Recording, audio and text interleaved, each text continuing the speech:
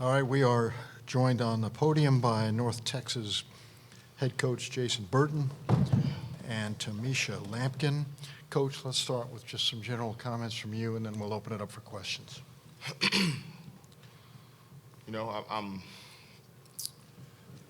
extremely proud of our fight in the second half. I thought we came out in the second half and played with aggression, played with a purpose, and we probably should have started the game out that way as far as how we guarded the point guard. And that's on me. We should have came out aggressive and set the tone. But I thought our players in the second half did a phenomenal job of adjusting and forcing turnovers and kind of dictating what South Florida's going to do in the third quarter. And that's when we made our run. We made a huge run in the third quarter, held them to 15% from the field, and surged for us. Got that defense turning the offense for us, and took a huge deficit and cut it down to 1 point. And so that type of scrap and battle and toughness from our team has been the story of our team all year. And so a couple of shots down the stretch didn't go our way. But that 1 point deficit could have turned to us taking the lead, and so I hate that it didn't go our way today. But obviously, we're playing a really, really, really good South Florida program that's been representing the American Conference in the NCAA tournament for a long time. I mean, Jose Fernandez is just done a phenomenal job out there in Tampa and had his team ready to play. And hats off to South Florida. Thank you, Coach. Raise your hand if you have a question. We'll get a microphone to you. Yeah, Brett Vito, Down Record Chronicle. It seemed like the difference in that game was just the way things went for you guys offensively. 11 for 24 from the line, 1 for 10 from 3. And you've been such a good offensive team this year. What was the issue today, you think, just offensively? Didn't finish plays. I mean, obviously you see that we had the opportunity to shoot more free throws than they did. And but we shot below 50%, and that's been pretty consistent in our losses this year. Look at the last time we played South Florida in Tampa, look at the UTSA game, look at the Tulane game, and you look at tonight, the free throw line has been a challenge for us. And even in some of our wins, I mean, you look at the last time we played the game before Rice, and 12 of 26 from the free throw line. And so and that was an area that we needed to clean up and just didn't. But despite the free throws, still had great looks, had quality looks that didn't go down. And so, sometimes it's like that in the tournament. On the aisle. Ethan Plinsky, Mingrey 24/7.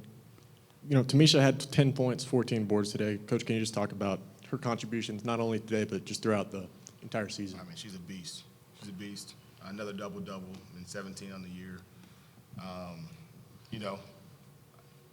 I need to do a better job of getting her quality looks today, and didn't do that. So, that's on me to put her in position to get some more touches and just good shots around the basket. She's been so special for us all year, and she was ready to play. I mean, her motor today was outstanding. I mean, hunting down rebounds. Before the game, I thought she was locked in, but she's been that way all year, and she's somebody that is going to play a lot more basketball in her lifetime, and special talent that I've had the privilege to coach the last 2 years, and love this young lady right here, do anything for her. And I know that we're going to play some more postseason basketball, and she's going to have a phenomenal postseason. Yeah, how were they able to take her out of the game there? Tommisha only really got a handful of shots there. They didn't score there in the third quarter. I mean, what did they do so effectively to maybe keep her from getting opportunities today?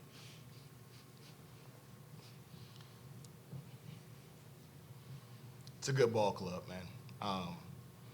I think that obviously early on in the first half, some of the times we tried to pass the ball into her. We turned the ball over. I thought there was some physicality early, just across the board, that we didn't adjust to well enough in that first half. That in the second half we did a much better job of just handling the physicality. I should have done some different things as far as how we got her the touches, where we got her the touches. I thought she was very effective in the second half, getting the ball around the elbow spot. And I thought our movement, though, around her was better in the second half. And that was part of it. Like we were stagnant because of our movement in the first half. It wasn't game speed. It wasn't the speed in which we needed to get movement to create easier shots for us. But second half, found a way to do it, and that's kind of been our MO. We make really, really good adjustments. Thought we adjusted well in the second half, and when you cut it to one, it's anybody's game, and so we got to find a way to win that game. Yeah, and Tommisha, just for you, heck of a comeback there in the second half. What did you guys do so well in that stretch to get yourselves back in that game? Fight. That's all our team know how to do. We've been down before, so we just fought. Anyone else with a question? Right on the aisle. Coach, just, how proud are you of this team for just the resilience that they showed there in the second half and to make it a one-point game, like you said? Man, I'm not just this game, but the entire season. We're looking at another season in which we broke the program record for wins.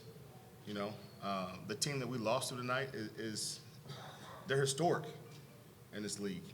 And what we've done in our 2 years in the American Conference is tremendous, man. To go 15-3 in conference play this year and improve on a record in which we won the conference last year, I'm extremely proud of this team. And not just that, we ended the year playing our best basketball. To win 8 straight right there,